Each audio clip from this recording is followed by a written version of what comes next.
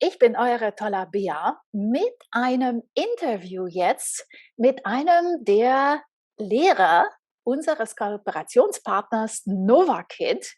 Das ist eine Sprachschule für Kinder, bei denen sie spielerisch Englisch lernen mit der Immersionsmethode von Anfang an.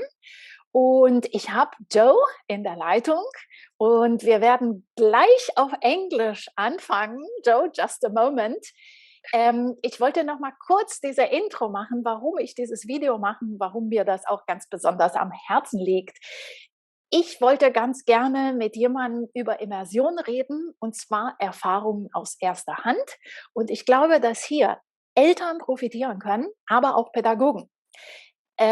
Also Erzieherinnen, Lehrkräfte, Menschen, die mit Sprache zu tun haben und jetzt nicht nur die Sprachlehrer, sondern auch welche, die einfach ganz normal in unserer Sprache operieren, zum Beispiel Deutsch im deutschsprachigen Raum, die mit Kindern zu tun haben, die plötzlich aus einer ganz anderen Sprache kommen und die stehen da und denken sich, oh mein Gott, was soll ich jetzt mit denen machen? Der kann kein Wort Deutsch.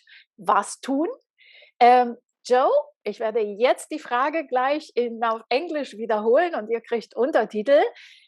Joe hat das tagtäglich in seinem Job für Novakid. Okay, now switching to English. Hello, Joe. I'm going to ask you everything again, but let's start with you talking. Maybe you want to just introduce yourself. Tell us who you are and what is your role at Novakid. Yeah, sure. So, like Bea said, my name is Joe, and it's a privilege representing our online school, Novakid, today. So a bit about myself. I'm from South Africa. I'm a native English speaker. I love what I'm doing.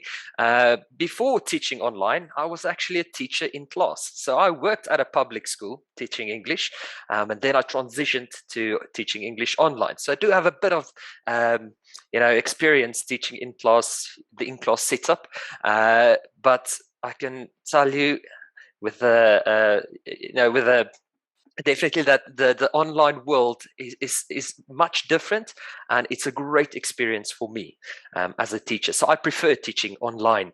Yeah. Well, this is cool. So let me ask you again about your experience in a school. You were a teacher of English in a foreign thing, or were you teaching other things? And who were your students or your pupils? Yes, sure. So our setup in South Africa, I don't know how much you know about South Africa, but we are a multicultural country. So we have students from different cultures who speak different languages. For those listening who don't know, South Africa has got 11 official languages. So in a classroom setup, you will have children speaking different African languages, and you do have native English speakers in your class. So you have to create an environment that's for everyone to learn a new language. So I taught English as a second language, or as a first additional language, like we call it in South Africa. I taught about 4 or 5 years before transitioning to teaching online. Mm-hmm. This is very cool. So you had the situation, first of all, in your classroom with a lot of kids coming in and maybe not speaking a word of English, or speaking a kind of very pidgin English with no grammar, no rules. Basically, something. Yeah. Mm-hmm. So you're coming from that background, and then you switched to Novakid, or to teaching online by immersion. Yeah. So how does this job look like for you? So what are you doing? Maybe for the people who are just not having a clue about what is Novakid. So explain it from the perspective. Yeah, sure. Perspective of a teacher. So there are a lot of similarities between the in-class setup and the online setup.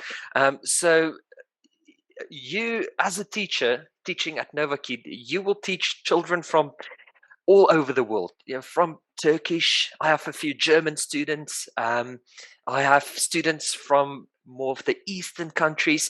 So it's you get to teach children from different backgrounds, different cultures, different levels of English. So in that sense, it's a lot similar to what I've experienced in South Africa, because you get children from different cultures, different backgrounds, which English is probably their third language. They speak two African languages and then English, which is not that usual, but you do get students that which English is their third language. But it's a great experience, to teach students from all over the world with the same goal in mind, to learn how to communicate in English. Joe, I find it so heartwarming what you tell me, because the first thing what I sense when you tell me all the stories is a sense of gratitude and joy. Yeah. Yeah. So you start with having this feeling like it's an honor to teach them. It's something that gives you a sense of purpose, of sense of what. That's what you start with, right? Yeah, definitely. So look, I don't know if I'm allowed to share this, but I'm also a dad of two children, and I also try to teach them, to have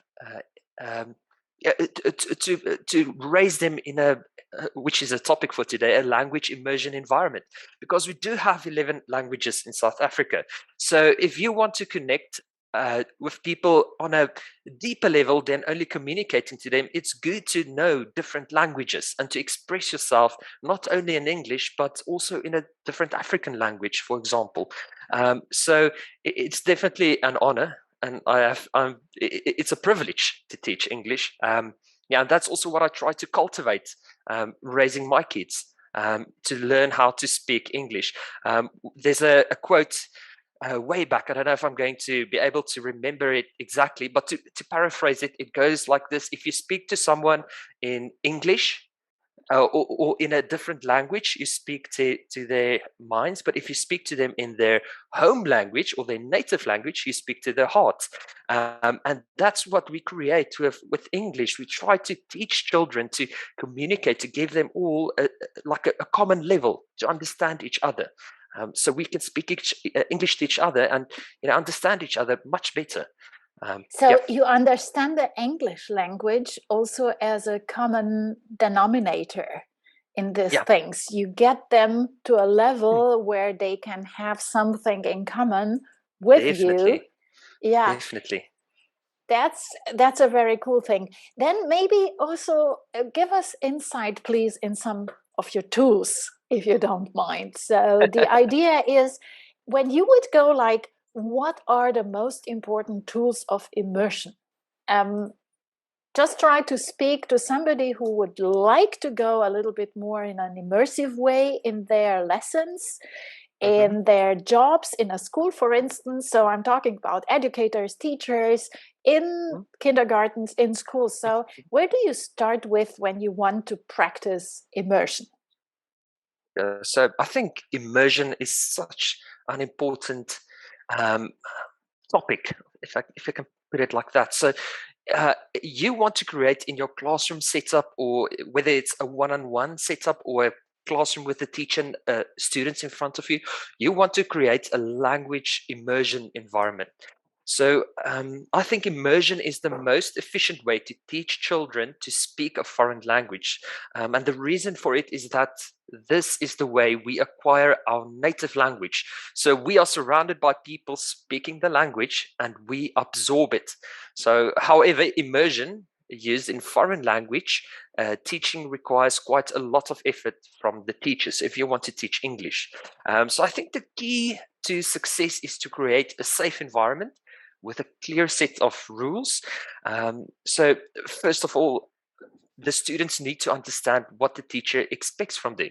So what the do's and don'ts are. Establishing. Okay, so imagine give me an example. So what would be a do and what would be a don't if you start with me, like try to explain it to me as if I were a kid in the beginning. Sure. So how do you say what's do and don'ts? So you get to know the student and the student gets to know you. So you want to use different tools, whether it's gestures, using your hands, or it could be props, or playing games. So for example, when I meet a new student, so I'm in the classroom, I'm waiting for my student, and the student enters the class. So now they see this foreign teacher sitting in front of them. I don't know, can they speak English? Do they understand a basic level of English? Are they really proficient? So now that we've got this whole situation going, now I need to create this immersion environment. So I use gestures, for example. So I would typically greet a student and say, "Hello, my name is Joe. What is your name?" And then I would cup my ear to elicit a response from the student. So let's say the student's name is Bia. Yes. You would say, so I asked you, "What's your name?" And then you would say, "Bia." Then I would say, "Hello, Bia. How old are you?" Okay. 5, 6. So this helps you to understand, if Yeah. I would just, instead of going, "Hi, my name is Joe. What is your name? How old are you?" So you create this environment using the tools you have, like your hands. Yeah. I explain it also to the parents. If you want to know what immersion is, just go to an Italian restaurant and see how they behave. But they will always start. I mean, it gives the flavor of the environment, but it's also like buonasera, signorina, Expressive.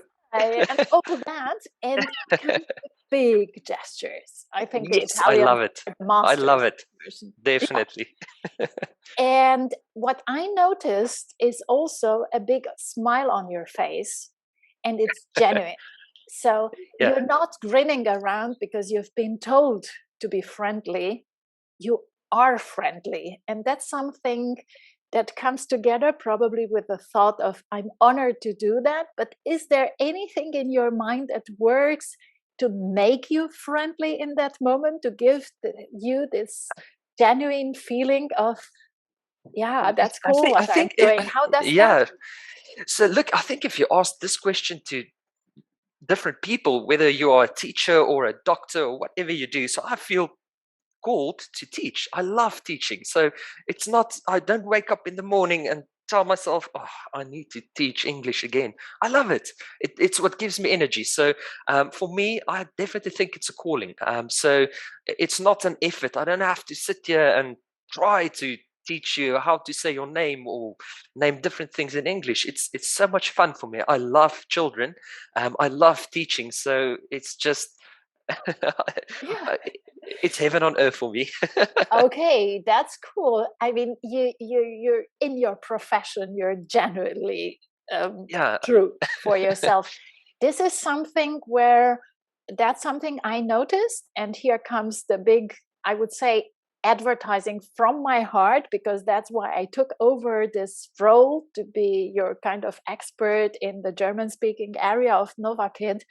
I have the impression, and maybe you know your colleagues also, that Novakid is recruiting also by this main criteria. So everybody I have been speaking with within the Novakid teachers, they have this in them, this joy of teaching. And Yes, that's something definitely. you carry with you. So this is Definitely. my recommendation. Definitely. And I think Check the Novakid teacher, they're all like this.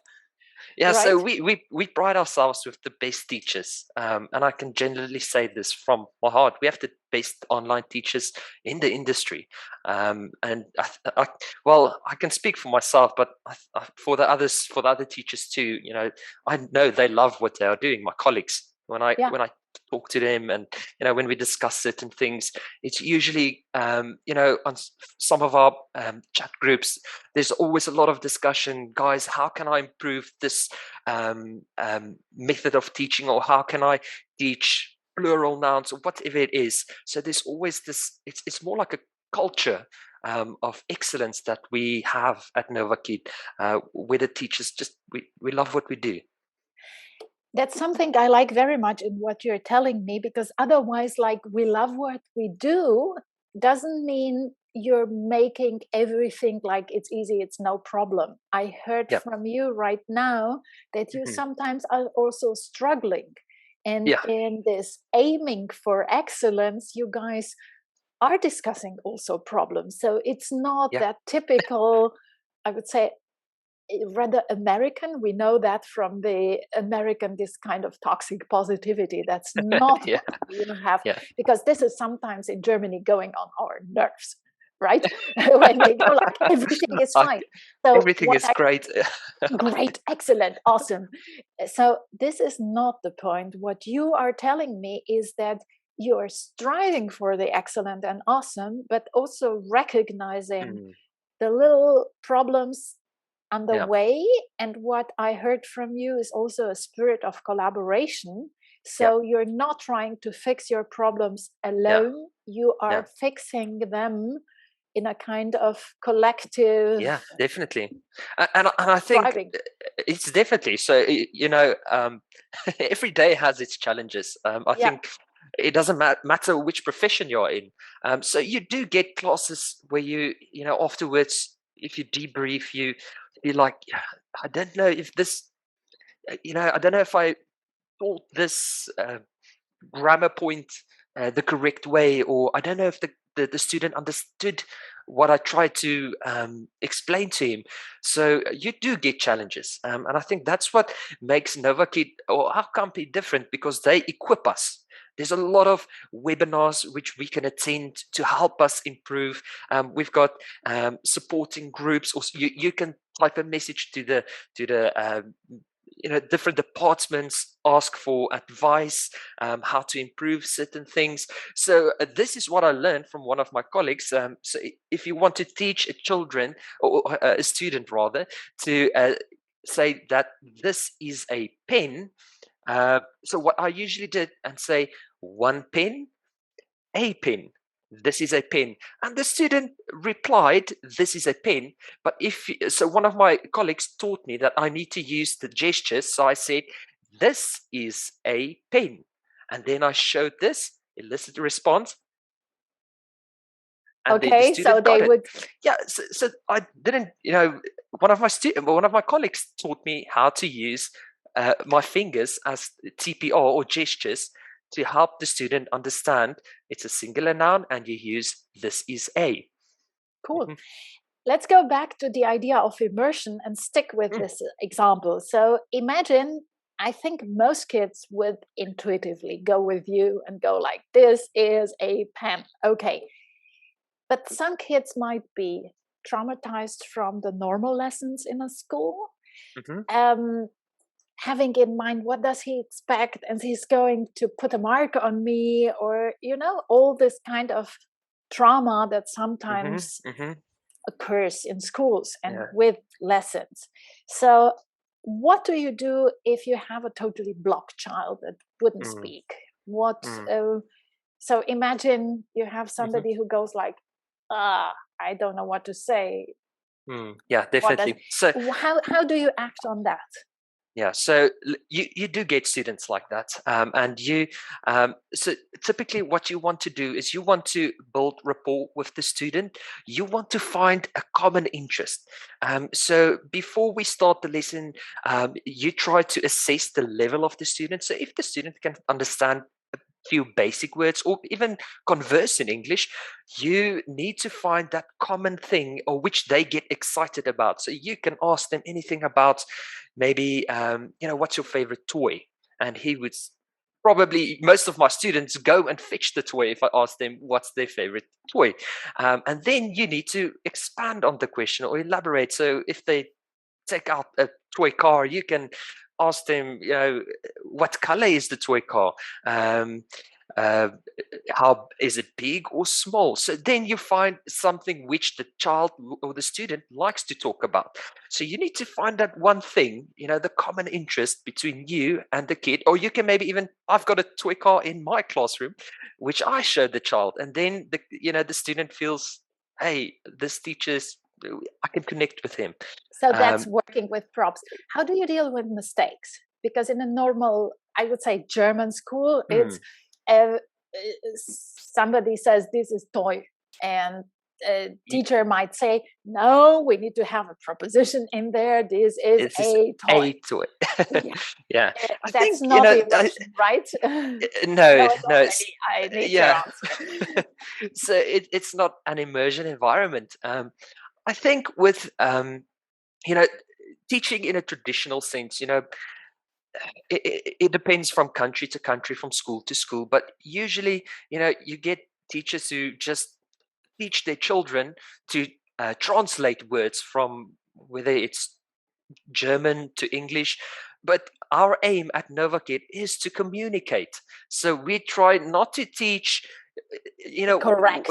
what does it benefit you if you can translate a dictionary from German to English, but you can't say your name in English or, say a few basic sentences. So our aim is to teach children to communicate. So that's the number one thing. That's why you would enroll at Novakid, is to work on your proficiency, get confident in English, and start to communicate in English. Yep. So our system is not like the school system. If you say something wrong, I'm pretty sure none of the teachers would ever say, no, you are wrong, try again. So that's not how we do it. So that's why we use different methods. That's why I use my fingers to say, this is a pen, and not this is pen. So we're missing a finger. So you find different ways. So, we make a lot of mistakes, and you get to work around the mistakes, which mistakes ever it might be. So you work around it. And we try to encourage the students. Learning a new language, it's not, it needs to be fun. It needs to be something you want to do. It's not a punishment. We don't want to punish kids to study a new language. We try to make them fall in love with a new language, because if you love something, you would want to do it. That's excellent. I would like to talk with you about a topic that I see that is a problem with a lot of friends of mine. I've recommended to my readers, to my friends, Novakid, to go in there. And then I have some parents worrying like, okay, this is nice that they are going on the communicative styles, but then they have the typical, the vocabulary test, the typical, like you learn words like German, English. Yeah. And let me say one thing, I consider it to be an enormous stupidity also in terms of neurology and brain science, because if you go and you can say, okay, this is a flower, or in German, eine Blume. But the point is, when you learn it, Blume flower or flower Blume, this goes together in the same place in your brain. And there is no context where flower Blume, Blume flower makes any sense in the world. Unless you want to become a professional translator, and then it makes sense. But if you want to communicate, it doesn't make any sense to connect the one language with the other and with an object. So my problem is, how do we deal with that? Because then the next test is there, and they're going to measure us and Novakid by the test results, and then the old ghost from school times comes again. No, I get what you're saying. I think, we want to try and teach children not to want to say a sentence in their native language and then translate it into English. We want them to think in English and speak in English. So not translate, which I think is a common thing in different schools. So, like you said, the example with the flower, I know Blume? What did you say? It's something like that. So this is a flower, but you don't want them to say in their head, eine Blume. You want them to say, this is a flower. Or if they're speaking to a German person, this is, what you said. Eine Blume. Yes. Ist eine Blume. That is eine Blume. Yeah, so that's the thing. So then speaking comes more naturally. So we want to teach our children or the students to think in English and speak and converse in English. And that's what I said, with the previous question you asked. I don't see the value in being able to translate a dictionary into English, there's some value in it. It's good to know that bloomer is flower in English. It's good to know that. But then again, you can't communicate only if you know the words. And I've got a few students like that, they can read really good. They can read the English text, but they can't communicate at all.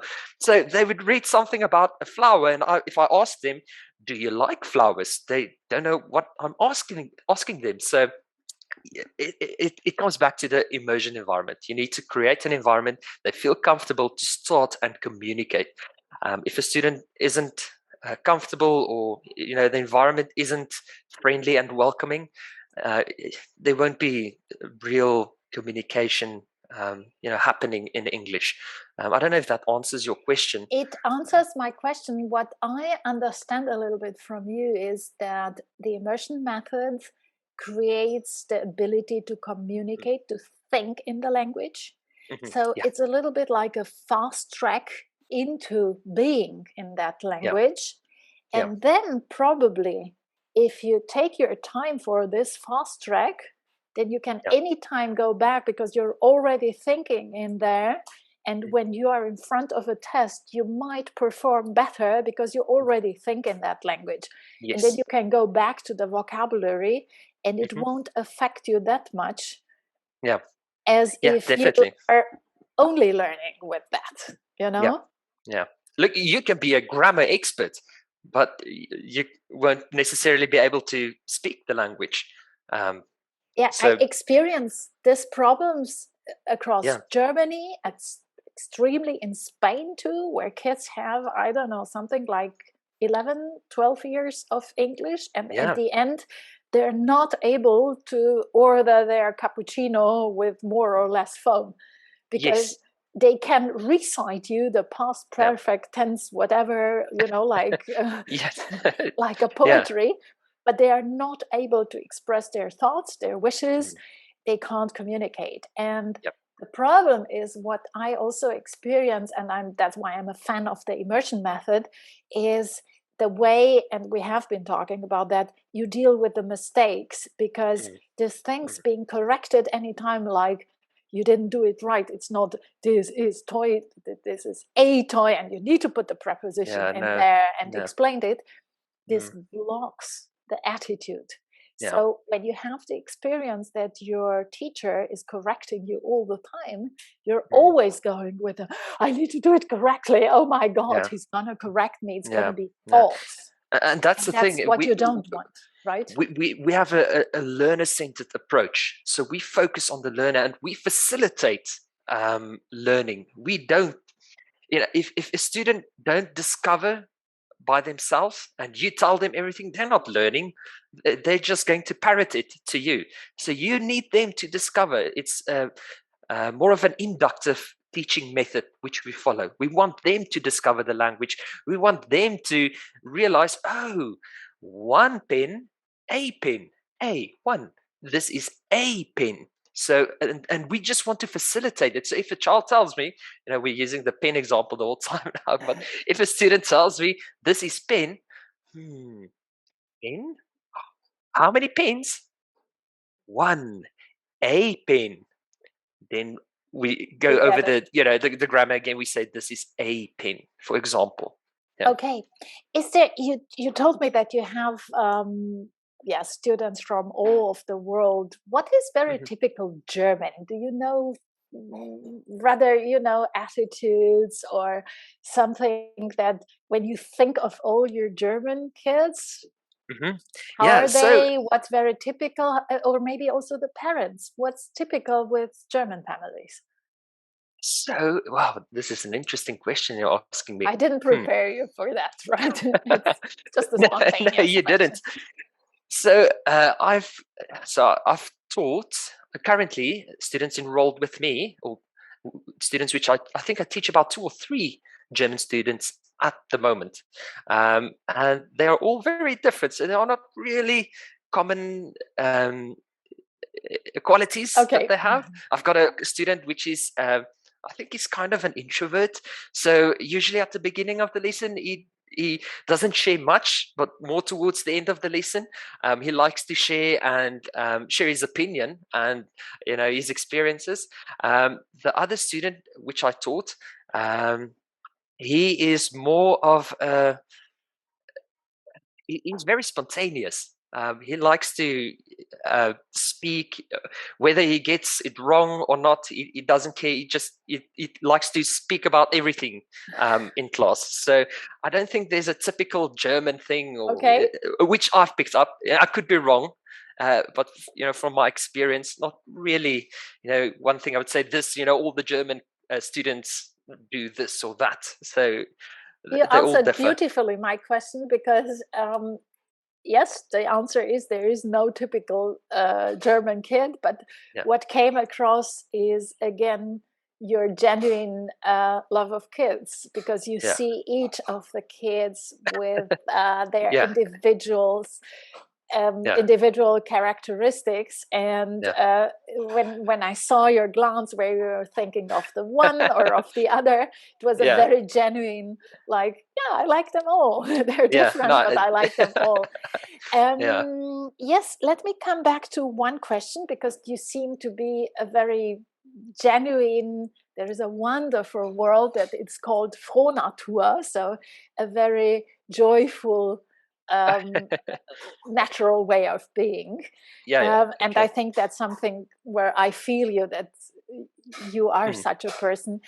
Well, how do you deal maybe with some frustrations, or in general, imagine you have a stressful day, or there is also something on your plate you're not really very fan of, and then you have a difficult lesson, something that might happen to a lot of teachers. I mean, this is life. It's not always sunshine. How do you deal with that? How do you deal with own feelings of frustration while teaching immersion? Is because you need to be there with your heart. Yeah, definitely. How does this work? I think first and foremost, you need to have a work-life balance. It's important to take breaks. So we work on slots, like a time schedule, and a class is more or less 25 minutes. So we work on 30-minute slots. So, which is also great, because the company helps us with this.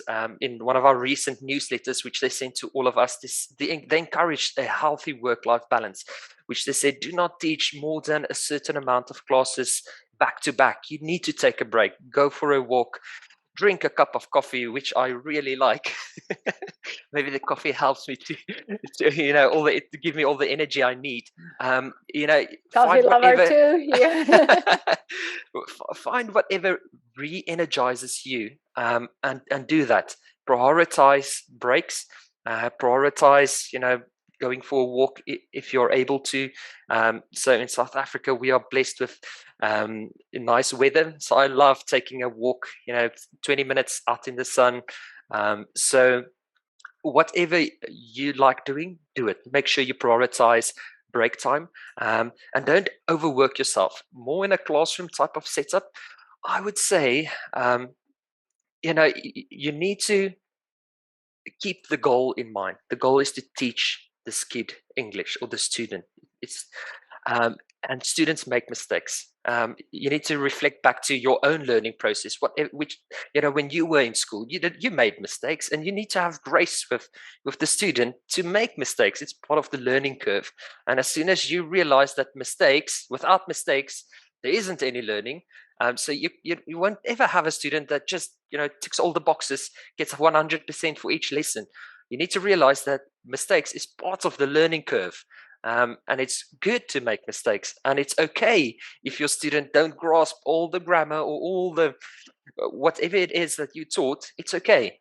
So just to take that pressure off of yourself, because you can get really frustrated. This is a pen. This is a pen. Why isn't the student getting that this is a pen?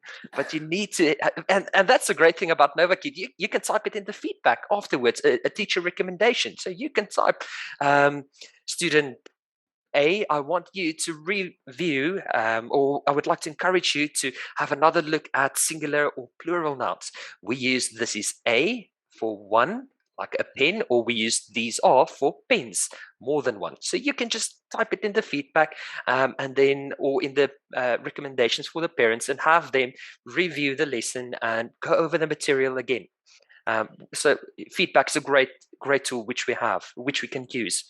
So maybe for the people who are listening to that, Novakid does always have a kind of feedback to the parents directly.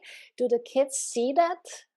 Because some of them might be able to read. Do they get the feedback together? Yeah, so I address some of my feedback to the older students who can read English or understand what I'm saying. So, but they do have, if I'm not mistaken, a translate button, or they can translate it into their native tongue. So if you're Russian, you can just click on translate and you will read my feedback in your native language.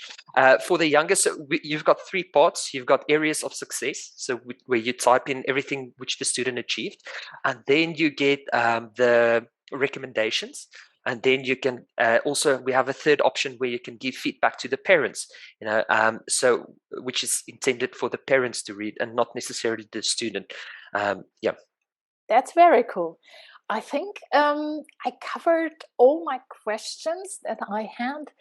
Do you wonder why I didn't ask a certain question? Do you think there is something more important to get out? Also considering that maybe educators and teachers are listening to that, is there a message you want to give them on top, or to recap something you already said? Not necessarily. I think kudos to all the teachers out there trying to teach. I don't think it's always, like you said, it's not always straight path. You get your ups and downs, but if you're called to be a teacher, you accept all the challenges, and the aim is to teach and to facilitate learning. So yeah. Okay, this might not be on the record. An additional question is, if you would advise somebody who wants to immerse themselves in immersion, so somebody who doesn't know anything about immersion, and they say, where would I start? Do you have any resources or any tips how to start to learn about immersion? So depending on what you're trying to teach, use what you've got.